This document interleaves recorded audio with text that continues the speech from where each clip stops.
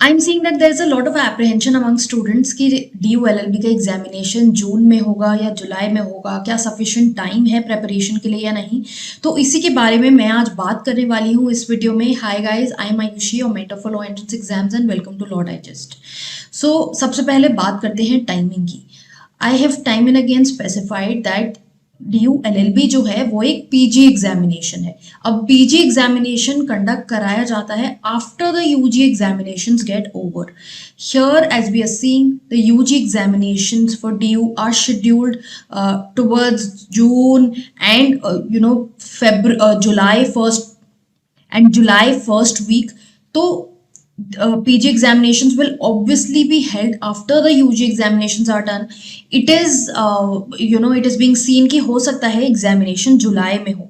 अब कुछ स्टूडेंट्स हैं जो मैसेज कर करके ग्रुप्स पे हर जगह एवरीबडी इज पोस्टिंग जुलाई में कब होगा, लास्ट वीक होगा, सेकेंड लास्ट वीक होगा।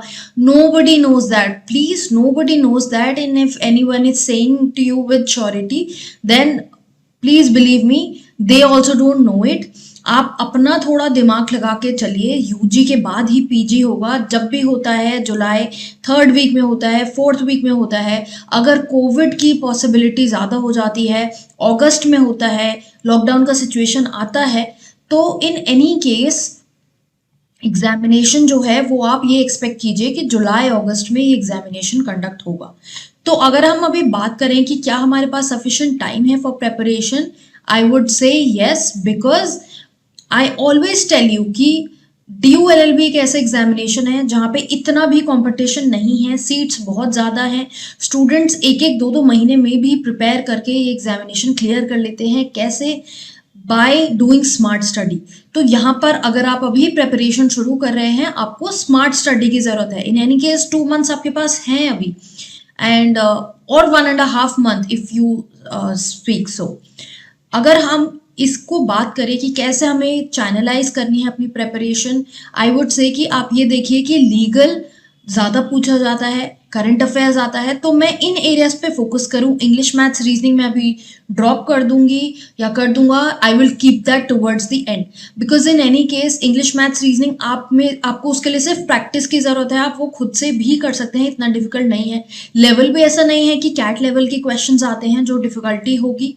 Then there are certain rumors regarding the new syllabus. I don't know where it has come from. There is nothing as such given on the official website. मैंने पहले भी clear किया था that I've spoken to the authorities there and they've said कि ऐसा कुछ नहीं है। होगा तो हम जो भी सिलेबस में अपडेशन होगा हम वेबसाइट पे ज़रूर डालेंगे। एंड अभी एग्जामिनेशन से 1-2 महीना पहले I don't think they will change the syllabus because we are very close to the examination. तो ऐसा कुछ नहीं है, आप अपनी तैयारी अच्छे से रखिए। In any case syllabus change भी होता है। As I said, English maths reasoning is all about practice, तो वो नॉर्मली इतना ज़्यादा लेवल इतना ज़्यादा हाई नहीं है, तो आप वो कर ही लेंगे। फोकस कीजिए on legal and current affairs. Current affairs is something that needs to be done daily. मैंने रिसेंटली ही एक वीडियो बनाया था करंट अफेयर्स स्ट्रैटेजी पे, वो वीडियो देखिए कि क्या क्या चीज़ें आपको करने की ज़रूरत है, करंट अफेयर्स कैसे करना है। उस वीडियो को फॉलो करेंगे, डेली करंट अफेयर्स करेंगे, आप कवर अप कर लेंगे। There is a lot of time in hand, right? And also practice questions, as many questions as you can.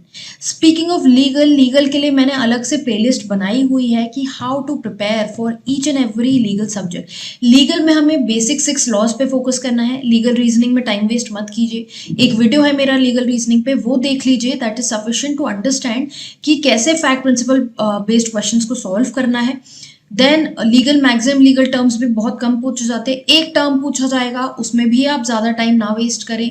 Committees में टाइम ना वेस्ट करें। UN को टाइम दे एंड जो 6 laws हैं उनको टाइम दे। लीगल करंट अफेयर्स को time दे। Legal current affairs की भी प्लेलिस्ट ऑलरेडी हमारे चैनल पर रनिंग है। इन any case if you want more, modules available हैं। लीगल एप्टीट्यूड का मॉड्यूल आप जो वेबसाइट पे अवेलेबल है, एक PDF फॉर्म में भी मॉड्यूल है। ऑल्दो वीडियोस भी हमने ज़्यादा लंबी नहीं रखी हैं। In any case there are about 50 videos total and you can watch them. You can expect it to be of 30 minutes on an average. तो वो भी देखा जा सकता है, पीडीएफ पढ़े जा सकते हैं, कवर किया जा सकता है। आपके पास अपना कोई सोर्स है, कुछ आपने इकट्ठे कर लिया है अपने लिए मटेरियल, वहाँ से पढ़िए। लीगल को फिनिश कर दीजिए, नेक्स्ट जो अभी टाइम पीरियड है उसमें आप लीगल को फिनिश कर दीजिए, करंट अफेयर्स डेली कीजिए, you will be in a much better position than you are now. Stop speculating कि एग्जाम कब होगा, गेट डाउन टू एक्शन। अपनी तैयारी स्टार्ट कर दीजिए irrespective of whenever the exam is. एक बार start तो कीजिए, you'll have to get to the flow. If you want to appear for this examination, why not? Just start. As I said earlier, बहुत seats हैं and हर किसी को भी नहीं आता है कि एग्जामिनेशन को कैसे करना है। बहुत से लोग होते हैं जो साल भर लगे रहते हैं, उनका क्लियर नहीं होता है because probably there something wrong with this strategy. अगर आप राइट स्ट्रैटेजी करेंगे follow, right study material follow करेंगे, स्मार्ट स्टडी करेंगे, सही टॉपिक्स पढ़ेंगे, then you will get through it. Previous year papers उठाइए, I've already done an analysis of the previous year papers. Go through them, solve कीजिए, देखिए question का level क्या है डिफिकल्टी का, वहाँ से भी आपको टॉपिक्स आइडेंटिफाई हो जाएंगे क्या टॉपिक्स आएंगे। ड्यू एलएलबी सिलेबस की भी मेरी अलग से वीडियो है, वो देख लीजिए अगर आपको टाइम सेव करना है। And just get down your hands on the preparation, it is not that tough, it is very much doable. Just start studying and stop speculating. कोई कमेंट है आपके पास, कोई आपको डाउट है, क्वेरी है, कमेंट बॉक्स में नीचे मेंशन कीजिए।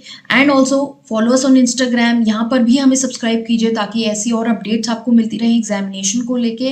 And please do not believe in any rumours, just follow the official website. And बाकी कोई अगर ऑफिशियल अपडेट आता है वो हम ऑलरेडी चैनल पे डालते हैं, तो आप फॉलो करते रहेंगे, आपको ऑफिशियल इन्फॉर्मेशन टाइमली मिलती रहेगी।